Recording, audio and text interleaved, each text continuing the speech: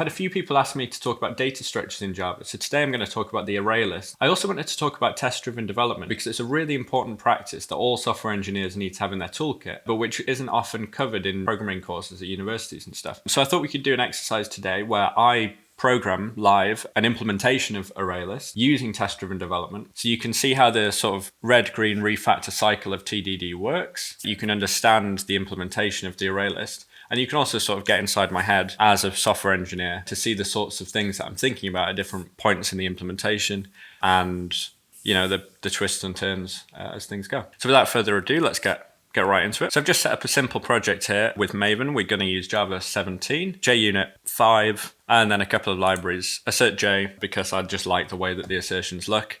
If you don't know what an assertion is yet, don't worry, we'll talk about that in a sec. And Commons Lang 3 because it's got some utilities that I find useful in tests. Maven, by the way, is just a way of sort of assembling all of the dependencies of a project. This is a really simple project. Maven and Gradle are the two big build tools that people tend to use in Java nowadays. If you want me to do a video about that, drop a comment down below and I'll try and get to it. So let's talk about what we're aiming towards today. We're aiming towards a simplified implementation of ArrayList, which is a class in the Java collections framework that implements list. List is just an interface, which is an ordered sequence of objects. The main thing is that you're able to get an element at a particular index in the list. So you can get the 7th element or you can get the 12th element. Some lists are modifiable. So some lists you can add new elements to it or replace the current elements with new elements. ArrayList is modifiable, so will our implementation be. ArrayList is an implementation of list that's backed by an array. So you might remember arrays. They have slightly different syntax. So string square brackets is an array of strings. So let's call it array of strings. And I can create a new string array like this. And I have to provide a capacity here. What that's going to do is allocate memory so there's space for 10 strings in that array. And that array will always have a length of 10. I can put 9 things in it if I want, but there's just going to be an empty element in that array, which is going to be signified by null. I just can't put an 11th element into it. If I tried to put 10 things in and then put something in at the next index, which would be 10 because they're 0 indexed, then I would get an array index out of bounds exception. So lists and arrays are very similar. The main difference that's relevant in this case is that arrays have fixed length. So the way that ArrayList uses arrays under the hood to implement list is by first creating an array, which is the list, which might have a capacity of 10 initially. And then as you add elements, if the ArrayList determines that you've added too many elements, you're trying to add an 11th element, it'll decide, okay, I'm going to need a new array, I'm going to need a larger array. So it creates a larger array, copies over all of the elements that were in the smaller array into the larger one, inserts your new element, and it all does this behind the scenes so that the user doesn't know that a new array is being allocated. So that sounds expensive, and it is, but it doesn't happen every time. So if I was adding a 12th element to that array, the ArrayList is smart enough to not just allocate to go from 10 to 11, it goes from sort of 10 to 15 or 10 to 20. It depends on the details. Different languages have different approaches to that as well. But ArrayList will have created an array that's probably of length 15 in that case. So when I add 12, that's really fast because I'm just inserting it into an existing array. If that doesn't make sense, don't worry. As we go through this, it'll start making more sense, I hope. This video is also about TDD. We're going to be writing automated tests for our ArrayList implementation. And because we're using TDD, test-driven development, we're going to be writing our tests first. TDD and automated testing are two related but different concepts. You'll see a lot of people talk about TDD when they just mean automated testing. TDD strictly means that we write our tests first and then our production code in the red-green refactor cycle. So red means we write a failing test. Green means we write the production code necessary to make that pass. And refactor means we get an opportunity to look at our tests and our production code and decide if we want to refactor it to make it easier to understand and maintain. I can do that refactoring knowing that my tests are supporting me. I know that if I refactor and I keep the tests green the whole time, then everything that I previously had guaranteed that my program did is maintained. I'm going to try my best to follow that sort of strict TDD pattern. It can be challenging at times because it's really tempting to change the production code without having to test for it, but I'll try and keep my head screwed on. Okay, so let's get started. When we're doing TDD, we want to write the simplest possible failing test, the simplest possible production code to make it pass, and then move on to the next test. So the simplest possible test for our ArrayList is that it implements the list interface. So let's go ahead and write that test.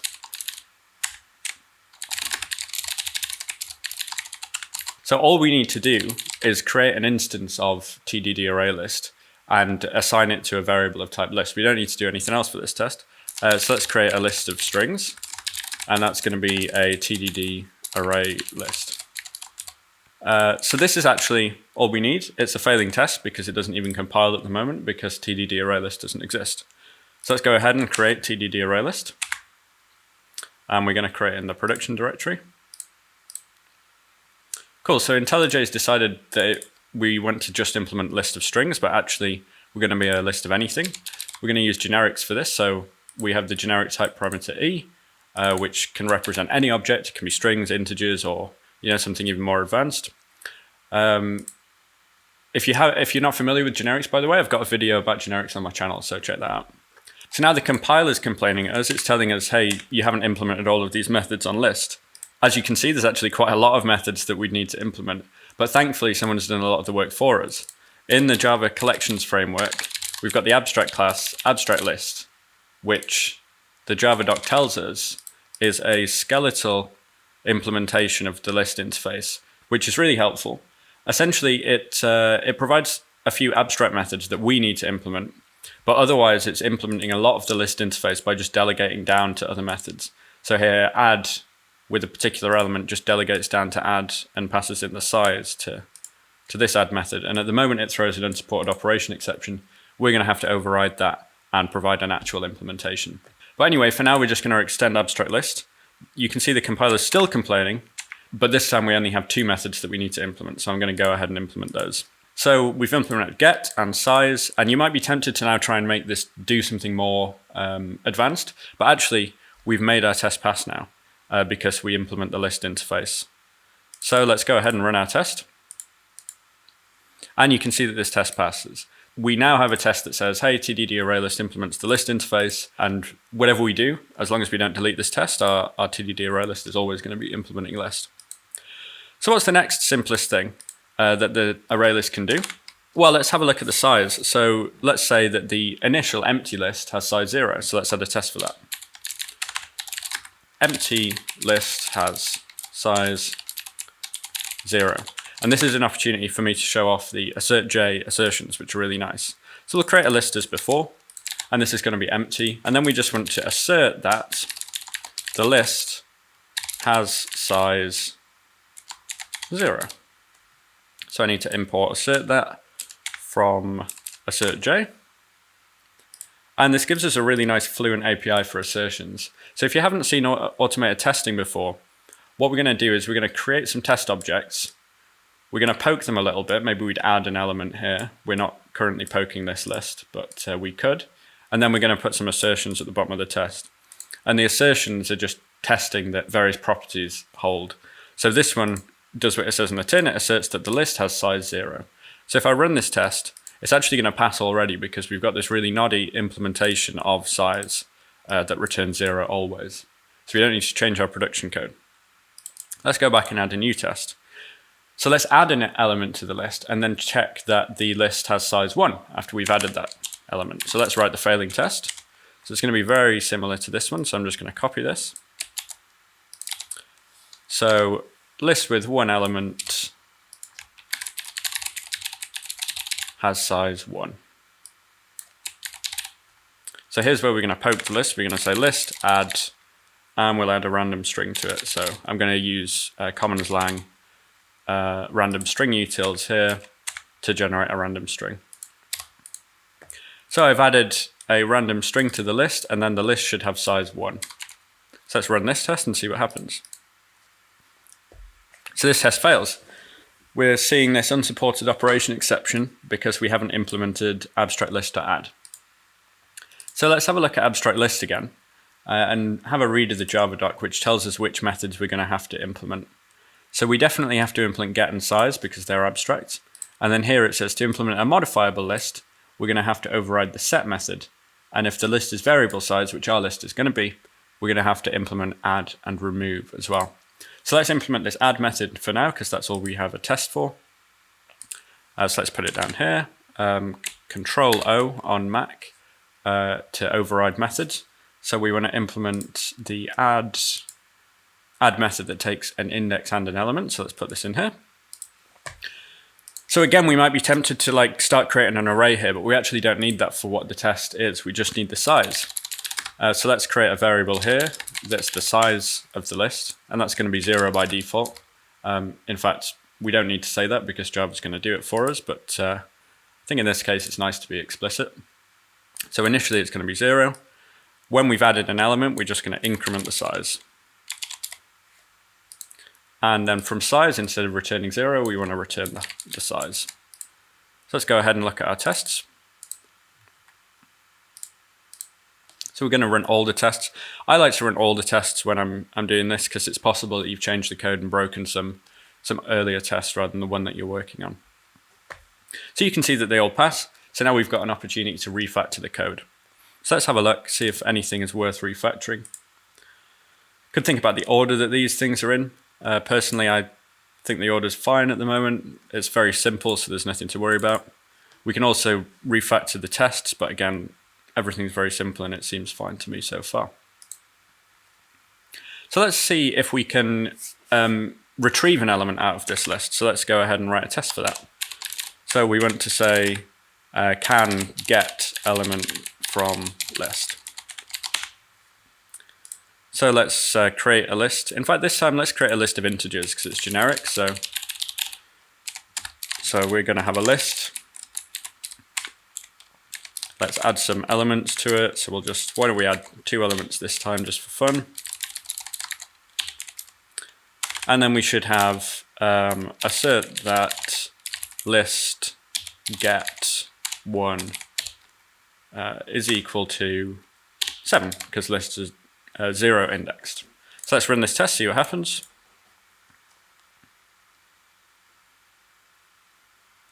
So this fails because list get is returning null, but it's not supposed to. So let's have a look at our implementation. So get at the moment just returns null. We haven't even stored the method, the elements that we've added, so we're going to have to start storing them. So let's create a backing array. This is going to be where we store all our elements. And I think I'm now going to create a constructor rather than initializing everything here because it just feels a bit nicer to have a constructor.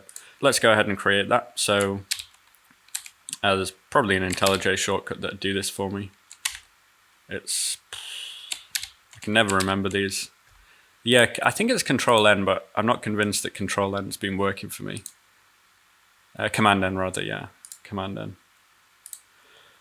Cool. So we're not gonna have size as an argument here. We're gonna set size to be 0, and we're going to create this new field, which is going to be our backing array,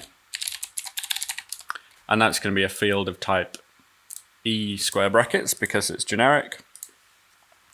And we're going to have to initialize this. Now, unfortunately, because E is generic and Java's implemented generics with type erasure, we can't instantiate a new E the way that we'd instantiate a new string array or something like that. So we're going to have to actually instantiate an object array and cast that to an E array. It's a little bit annoying and it's not actually type safe. If you want me to do a video about this and the intricacies here, then leave a comment down below. But for now, I'm just going to sort of brush over that. So it's complaining to us that this is an unchecked cast. It's absolutely right, but we're just going to suppress that warning because we know that it's an unchecked cast, and we promise that within this class we're going to be really careful with how we use the backing array, and we never try and put an object that isn't of type E into this backing array. This also can be final for now. I'm going to make it final because it'll stop IntelliJ complaining. Later on, because we're going to be having to swap this array out, we are going to have to remove the final keyword, but for now that should be fine. So I've given this an initial capacity of 10. That's the same as the initial capacity of ArrayList. In Java, it's quite low, but we're not trying to make a super performant ArrayList, so this should be fine. So when we add the element here, we're going to have to insert that into the backing array. So we'll set the backing array at that index to be equal to the new element. And then we still need to increment the size because we're going to have to return the size here. And then when we get the element, we're going to have to get that back out of the backing array. So let's get the element out of the backing array. So this should be enough to make our test pass. So let's go ahead and have a look at that. It's a little bit out of date there because we are reading the value. So let's run all these tests again. Okay, so that passed. Let's have a look at this add method. You'll note that we're actually just replacing anything that's currently in the backing array at that index with the element. So if we tried to add at the beginning of the array, then we just replace it, and we should actually be shuffling the whole array on. So let's add a test for that case and make sure that we've implemented that behavior too. So this is can add element at beginning of list, say. So we want to add 6, and then this time we're going to add 7, but at the start. So now the list should contain exactly 7 and then 6. This is another nice AssertJ feature. If I call contains exactly, it's just going to iterate through the list and check that the list contains exactly those things in that order. So I'll run this test, but we know that it's going to fail because the list is actually just going to be 7 null. Yeah, so the list is 7 null, but we expect it to be 7 6. That's because we're not shuffling along the elements that we've added in. So let's go ahead and implement that behavior. So what we want to do is when we're inserting a new element at the beginning of the list, or at a small index in the list, anything after the index, we want to shuffle along one. So let's go ahead and do that. So we use a for loop for this. So we want to go from the end of the list. So we want to go from size, in I equals size, and it might be size -1. What I like to do with these for loops, by the way, is just write them down and then think about the boundary conditions afterwards. I find it's a lot easier to do it that way. So we're going to go from size, or size -1, down to index, or index +1, we're not sure just yet, and we're going to do it backwards. The reason I'm doing it backwards is because I'm going to be shuffling elements to the right. So if I did it forwards, then I just continue shuffling the same element forwards. But if I do it backwards, then I shuffle along and they don't interfere with each other. So the backing array I+1 becomes what was at I. So let's have a think about these edge conditions. So we want to shuffle along the last one, which means that we're going to have to start at size -1 because it's 0 indexed. And we want to shuffle along the element that's currently at the index, which means that we want to get all the way to the index. So that's the boundary condition. So IntelliJ is saying, by the way, that we could use system array copy here. In fact, Java's ArrayList does do this, but I think for our purposes, I'm going to stick with implementing the behavior using these low-level constructs so that we can really see what's going on here. So we've shuffled along everything at the end of the array, and then we insert our new element into the array. So let's go ahead and see if our test passes now.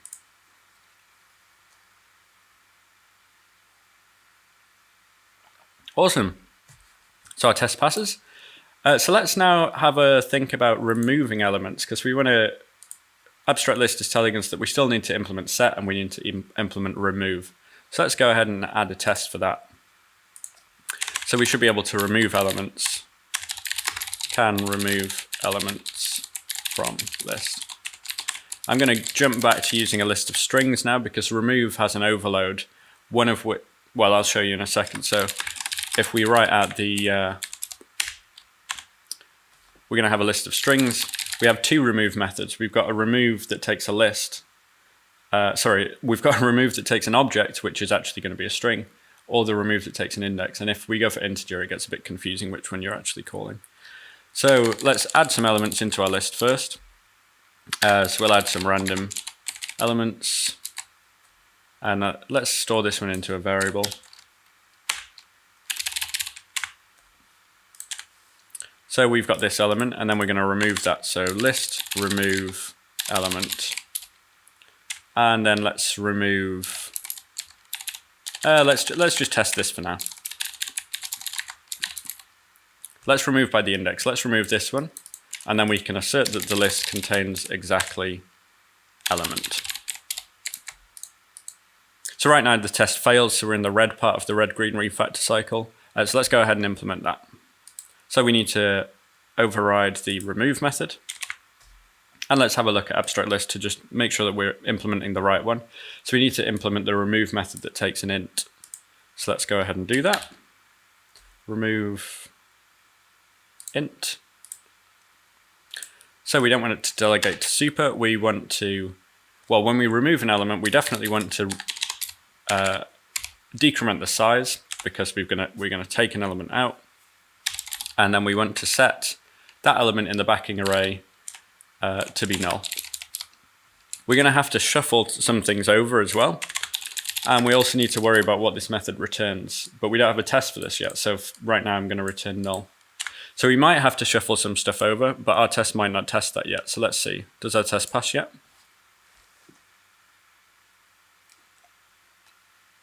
So our test passes. That means we need to write another test that fails with the removal. So let's go ahead and create this test. So can remove elements from beginning of list. So I'm just going to swap these around, and then I'm going to remove the first element, and then the list should still contain exactly element, but this is going to break. So if I run all the tests again, yeah, can remove elements from beginning of list is failing. That's because we never shuffled along this second element back into the first position, so it thinks that the element at the 0th position is null. So we need to shuffle things along. It's going to be very similar to this guy. So let's copy this over. This time we're going to want to go forwards because we're shuffling things backward. So let's start at 0. Hang on, let's think about this for a second. So we're removing the element at a certain index, and then everything after that needs to shuffle backwards. So we want to start at that index and then go all the way to the end of the array. So all the way to the end of the list, sorry, not the end of the array. We are only going up to size. And then we want to be shuffling backwards. So that element is going to be removed. So the element at index needs to be the element at index +1. And this should be ++, not equals. Is this what we're looking for? So if we're at size -1, we're going to, yeah, so this looks like it's going to work.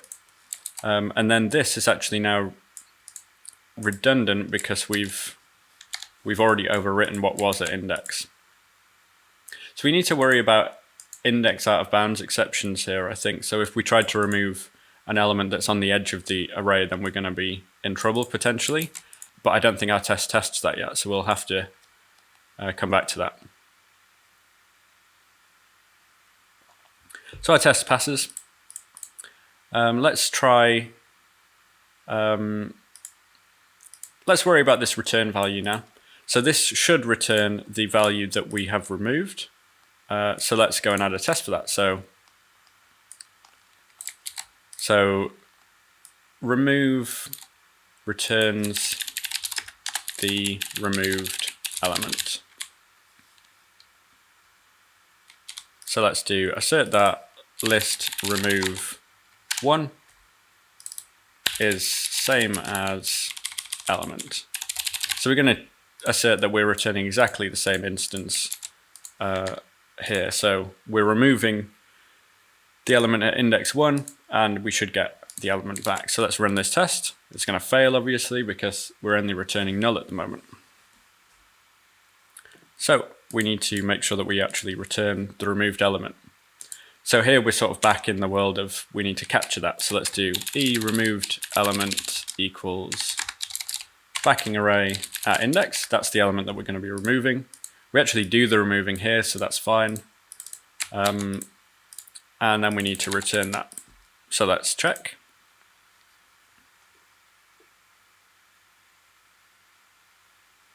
So that test passes. So I said that I'm worried about this because we can end up with an out of bounds exception because we're going to +1. So let's add a test for that throws the out of bounds exception and make sure that we account for that case. So that depends on the capacity of the actual array. So let's expose that to the test.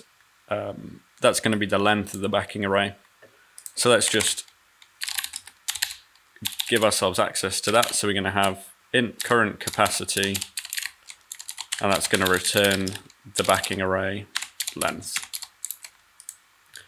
I'm going to come back to this in the next refactor cycle as well. It's not good to have magic constants here, so let's pull out a constant for that. But here, so we should have can remove last element in array list at full capacity. So we should have, we want to add a bunch of elements. In fact, it's can remove any element because this happens here. So let's can remove first element. So we want to create a list and then insert elements until it's at capacity and then remove the first element. And that shouldn't throw any exceptions. That should just work. So let's create, let's populate the list. So I'm going to use int stream range. You can use a for loop or something for this, but I personally like using this. So this actually needs to be a TDD array list rather than a list because we're using a method that only exists on TDD array list. So for each one of those, we just want to insert a random element. So we're going to add random.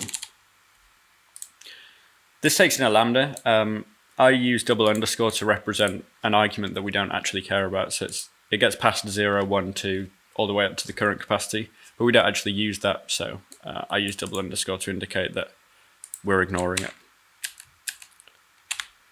So now this should have a size of equal to the capacity. So we should have list has size list current capacity. So we'll add an assertion there to make sure that it definitely has size equal to the current capacity. And then we should just be able to remove the last element. So list remove, remove the first element. So list remove that, and I guess we should have the list having size 1 less than the capacity. So let's run this test. We expect it to throw an exception, so it should fail. So it throws an array index out of bounds exception like we thought. So let's go ahead back into our implementation and try and fix this up. So instead of doing I+1, if we're at size, we're going to have to do something different. So if, let's write out a whole if statement. So if I+1 is equal to size, then we just want to set this to be equal to null. Otherwise, we do this stuff. And we could actually use a ternary here. I'm not sure if it's clearer or not, honestly. The ternary would look like this. So I+1 equals size. Then it's going to be null, otherwise backing array.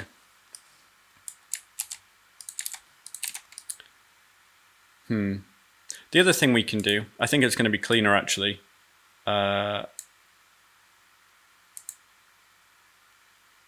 We need to worry about the capacity, don't we, rather than the size here. So if I+1, since we're removing the element, we know that we've got capacity for all of them. So let's just go up to the size -1 and do this, because we know that this is all going to work. And then here we want to say backing array, the current size is going to be null. Yeah, that's always going to be the case. So that's equivalent to the if statement, because the if statement only works on the last element. So this should be fine. So let's run our test again. Let's run them all. Why not?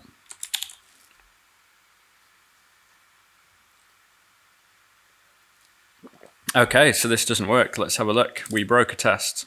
Index 10 out of bounds for length 10. Oh, it's the same one. Can remove first element in array list at full capacity. So we're throwing an exception here.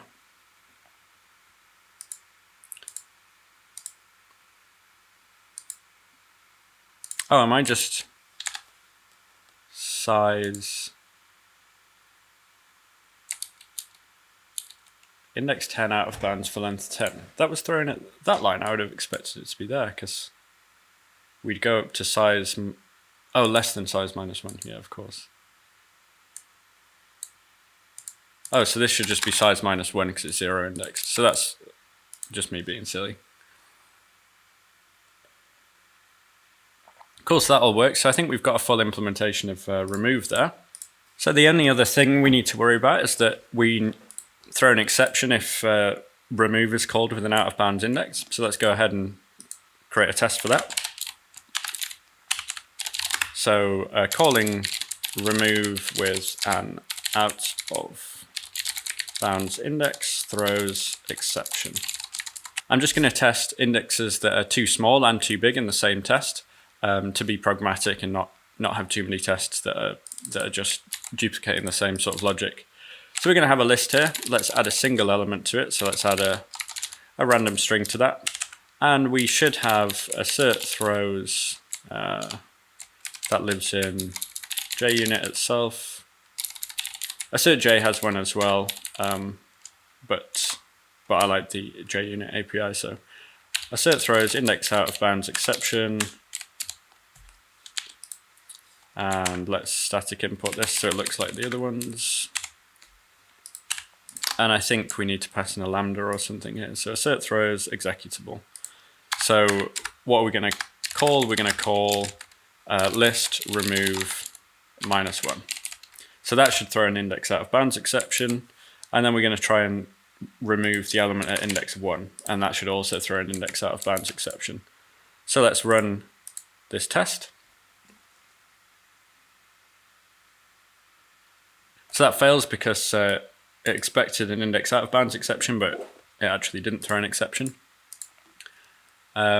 This can just be a list here. So that's problematic because if we never threw an exception here, then this is going to be fiddling with the backing array, and then the size is going to be decremented, so the size would be wrong. So let's definitely make sure that we throw that exception before mucking around with the backing array or the size. So if index is less than 0, or the index is bigger than the size, bigger than or equal to size, because if the size is, because it's 0 indexed, right? Then we want to throw a new index out of bounds exception. Index, and we'll put the text in the exception, index out of bounds. Cool, so let's rerun that test, see how we do. Awesome, so that passes. So we're in the refactor part. I can tell that this method's starting to get a little bit long. I said that I'd pull this out into a constant, so let's go ahead and do that. So this Command-Alt-C is going to make it into a constant, and we're going to call this the default capacity. And it only needs to be private, so let's make it private. Generally, make things as invisible as possible. So default to private, and then default access, and then protected, and then only public if you absolutely need to. So this method's getting a bit long, so I think we can pull this out into a helper method, because we're probably going to need it in add as well, because we've got an index being passed in here. So let's go ahead and do that. So this Command-Alt-M. So this is going to be assert. Oh, let's call it throw if index is out of bounds. And we can put this right at the bottom because it's private. And then here, this, I think it could go out into another method, but I think it's actually going to be fine for us for now. This looks okay to me. So let's go ahead and do this index out of bounds stuff for add as well while we're thinking about it. So calling add with an out of bound index throws exception. So we're going to have, say, an empty list, and we'll try and add something at index -1, and that's going to be just a random string. And then we'll add something at index 1, and that's going to be a random string as well. So let's run this test and see what happens. So again, we haven't implemented this, so nothing got thrown, which again is concerning because we mucked around with the backing array and the size. So let's go ahead and just call throw if index is out of bounds and pass in the index.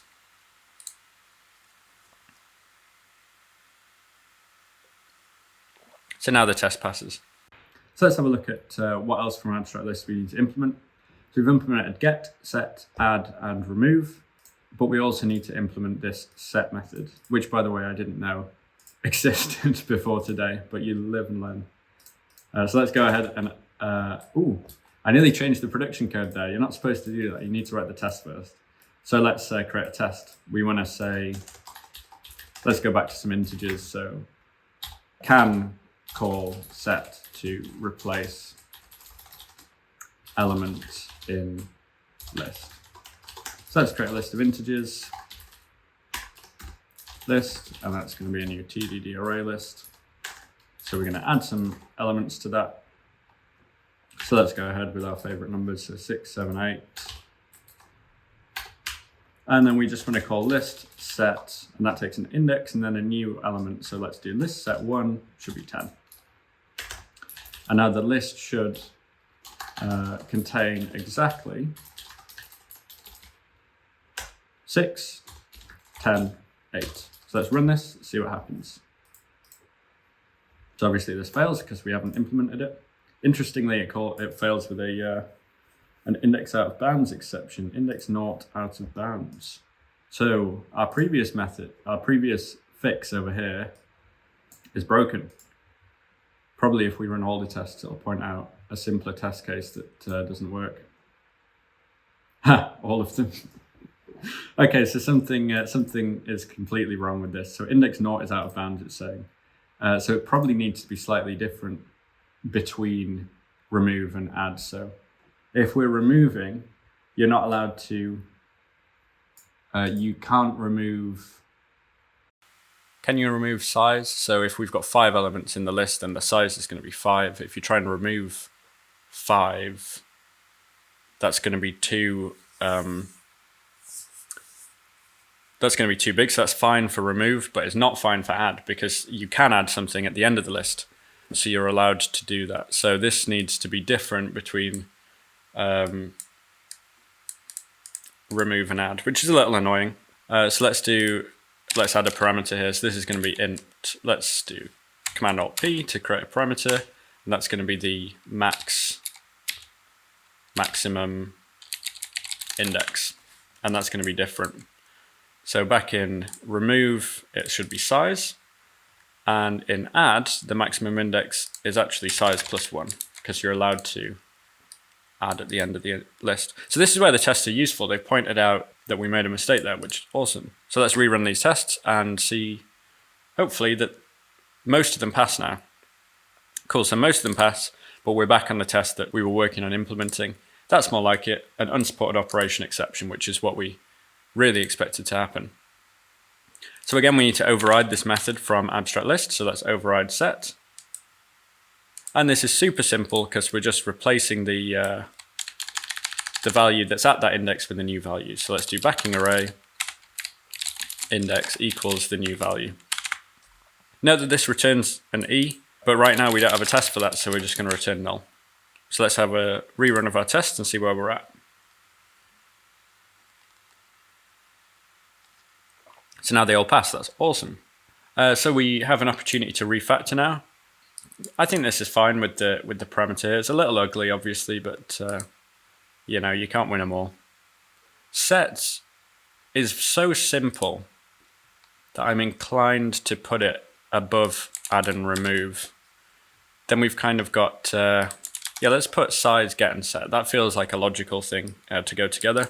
And then we've got the complicated ones, add and remove, at the bottom together as well. So let's add a test for the return value of set. So we want set to return the old value. So set returns the unset value. Got to have some coffee. It's mandatory for writing tests. So here we're going to, instead of just asserting that the list contains something exactly, we're going to call set, and we're going to assert that that returns is equal to 7, because that's what we've unset. So right now this test is going to fail because we actually return null. So it fails, so let's go ahead and implement this behavior. So we need to keep track of the thing that we've unset. So let's store this. So we're going to have e unset element is whatever was currently at that index. And then we are going to have to return that. So now our test should pass. Cool. So this set takes an index as well. So we should probably have some index out of bounds tests as well. So let's add those. So again, this is similar to remove because we're not changing the size of the list or anything. Calling set with an out of bound index throws an exception. Let's steal the remove one that's going to have one element already in there. So we get that if we try and call set with an index of -1, and if we call set with an index of 1. So let's run this test and see what happens.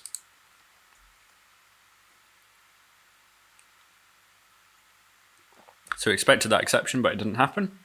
So let's go ahead and implement this. So we want to throw if index is out of bounds. That's our index. And what's the maximum allowed? It's going to be the size. Maximum index. This should probably be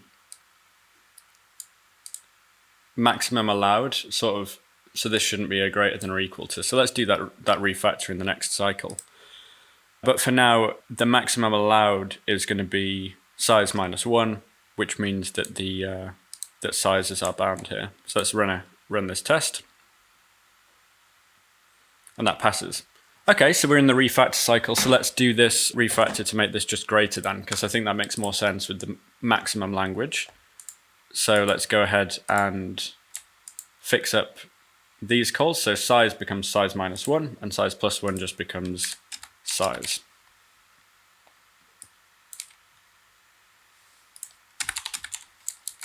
So let's run all our tests again and make sure that we haven't broken anything with that refactor.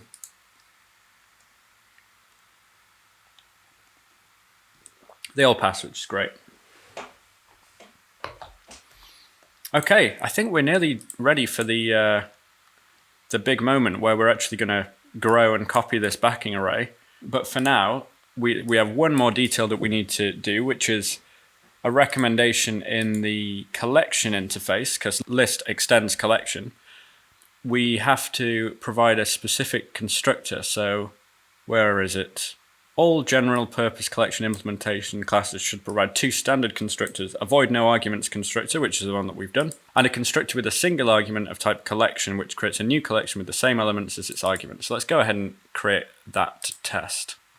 So we're going to, we'll create 2 tests for this. We'll create one that we pass in a set and one where we pass in a list to make sure that our new constructor works with both of them. So can construct TDD array list with by passing in existing list. So let's do that. So we should have list string. This is going to be our original list, and that's going to be a list of, say, 3 random strings.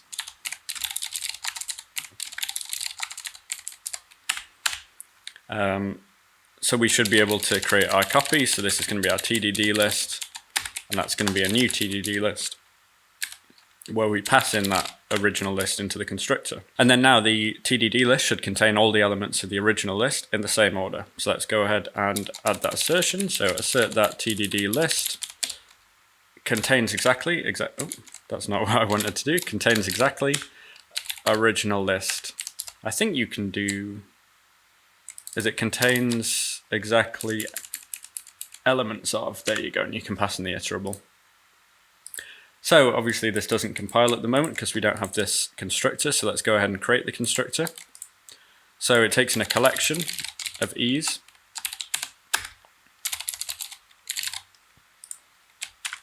and we are going to set our size to be equal to the collection size, and our backing array is going to have space for everything in the collection, so let's make sure that it's at least the size of the collection. If we pass in a small one, it's going to be too small. Well, it's going to be less than the default capacity, but I think that's fine.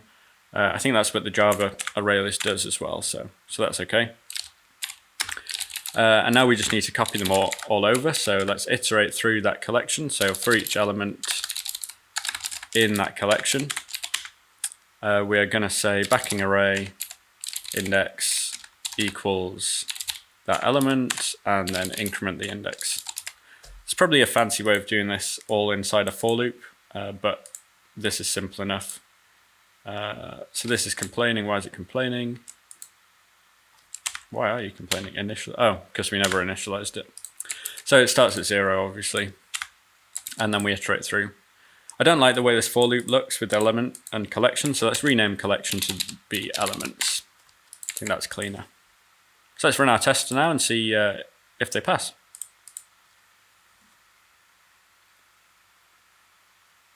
They do, so that's awesome. So we've got an opportunity to refactor. Often it's nice to have your constructors delegate to one another. So there's like one master constructor and then all the others delegate down to that. We could do that here by passing in the collection of elements in, but I think this is simple enough that it's actually cleaner to do it like this, especially because the default capacity is different on the two cases. So for now, I think this is probably the way to go. So let's go ahead and add that second test that I said that we'd add. So we'll have a set this time. Can construct TDD ArrayList by passing an existing set. So this is going to be an original set. And it's going to contain 3 random things. And then the TDD list is going to be that from the original set. And then we're going to need to use a different contains exactly. So this is going to be contains exactly in any order elements of, because the set doesn't have an order. So when we iterate through it, we're not actually sure what order we're going to get these back in. So we don't want to assert on the order of the original set.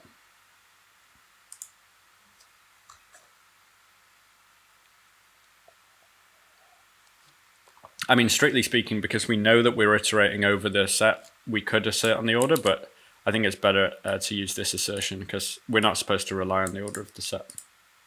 Okay, so all our tests pass. So now we're at the big moment where we get to expand the size of the array. So let's go ahead and add a test for that. So let's add a test where we go over capacity. So we already have access to the current capacity, which is great. So let's write a test where we void list grows in capacity when adding more elements than the current capacity. So we've already got a test that sort of does that populates it up to capacity, don't we? So let's go and steal that. This one looks good. So we're going to create a list of strings. We need a TDD ArrayList because we're going to look at the current capacity. So we're going to fill it up to capacity, and then we're going to add another element. And let's add it in the middle. Why not? We want to, yeah, let's do it. List add at list size divided by 2. I'm not going to worry about it being exactly in the middle or integer arithmetic or anything like that. That's going to round down anyway, so we know that that's always going to be safe. I'm just doing this in case we ever decided to change the default current capacity rather than hard code 5 in here. So let's try and add in a random element there. And now we want to assert that the list has size.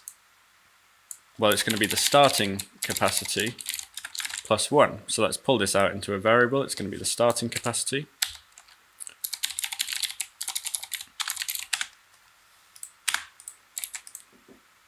And that should have a size of the starting capacity plus 1. And let's add another assertion.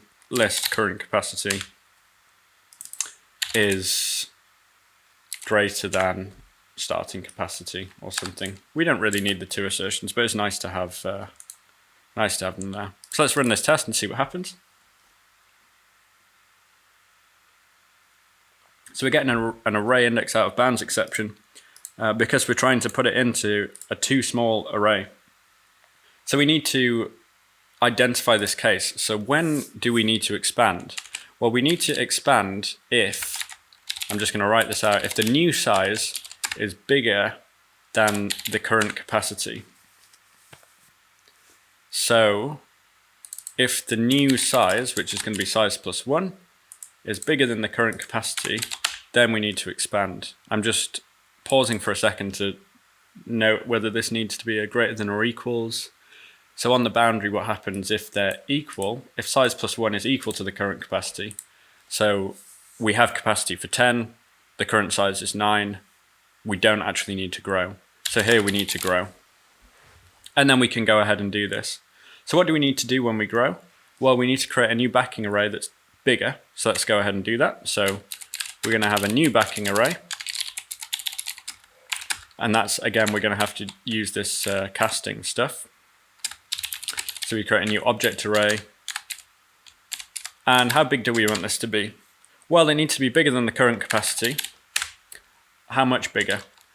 Well, it's nice to do this in an exponential way, because if we only do it linearly, then the implementation of ArrayList isn't going to work so well. If we always added 10 on, for instance, if we've got an array with thousands of elements, then it's not going to work so well. So let's do it exponentially. The simplest possible exponential is just to double it every time, so we're just gonna do that. And again, it's not very nice to have a magic number here, so let's pull this out into a constant and call this the growth factor. And that can live up here, and again, it can be private. So where were we? Here, we've created our new backing array. We need to copy over all of the existing elements into the new backing array. So for in I equals 0, all the way up to the current size.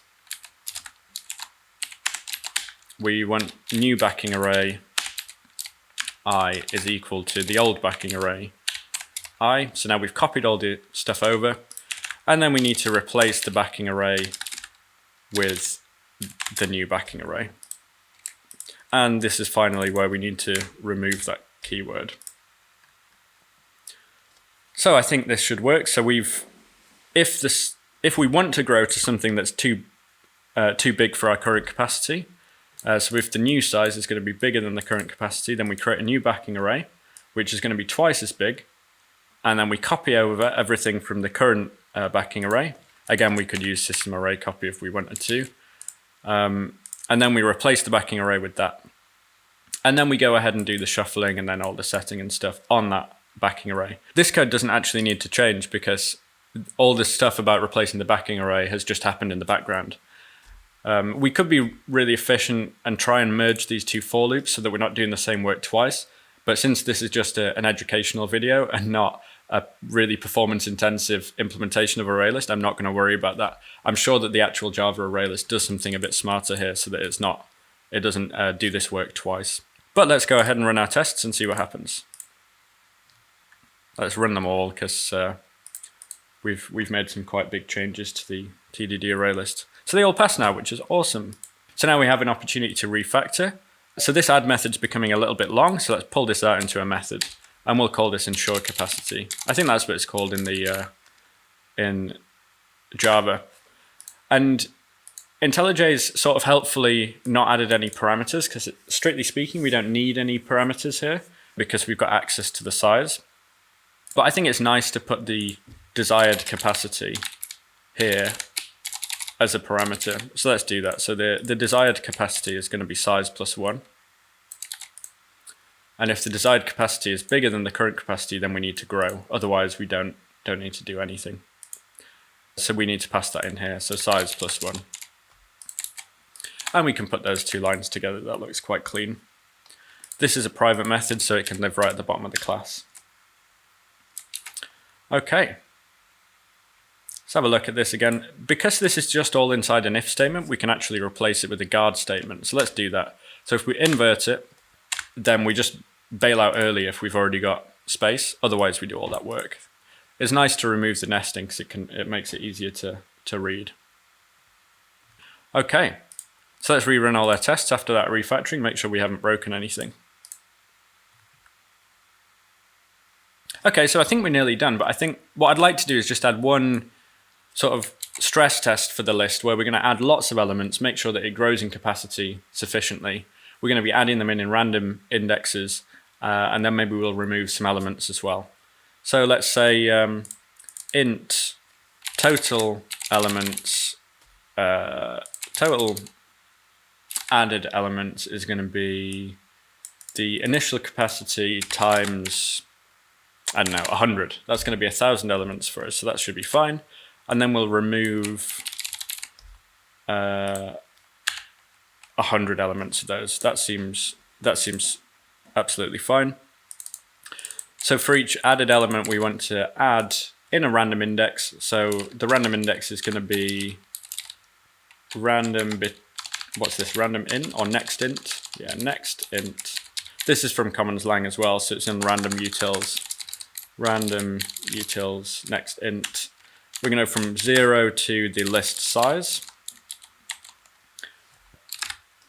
And let's static import that. That all fits in one line. So at a random index, we're going to put a random element.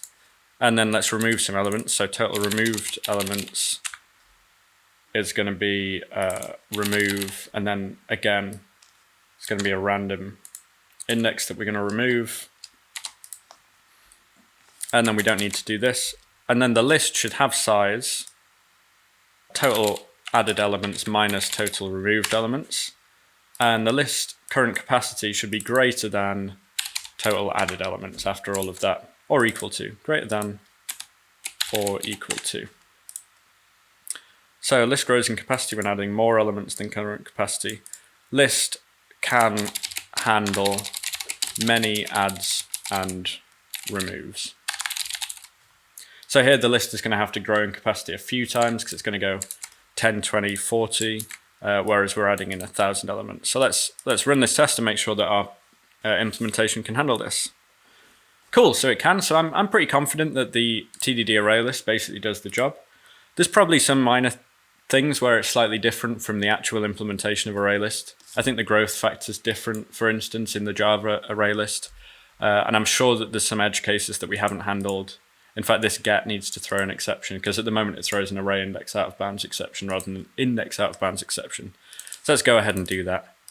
Since we're being anal about index out of bounds exceptions, let's go ahead and add our test for that.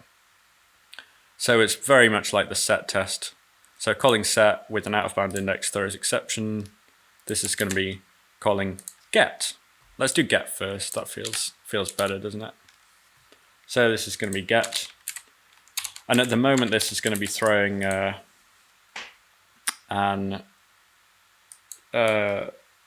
array index out of bounds exception in the first one, and here it's going to return null.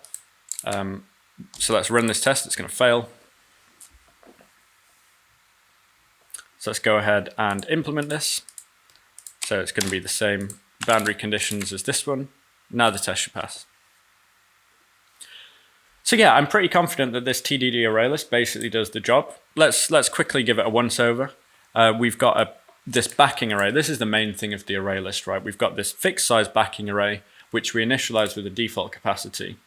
We put all the elements in the array and we do all our operations on that backing array. But when we need to add an element that would go outside the bounds of the current array, so when we're trying to add an element that's going to take the size beyond the current capacity, we need to allocate a new array that's bigger, copy over all our old elements to that new array, and then we can continue with that new array. And this is exactly how the ArrayList in Java works. So hopefully that's been helpful.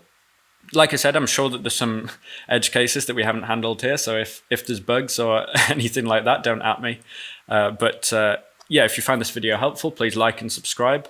I'll put all this code on GitHub so that you can check it out if you want to play with it yourself. But yeah, if you like this sort of video, I'm trying something different, please leave a comment below and it'll encourage me to do more videos like this because I'm sort of experimenting with different video styles. But other than that, have a great day and I'll see you next time.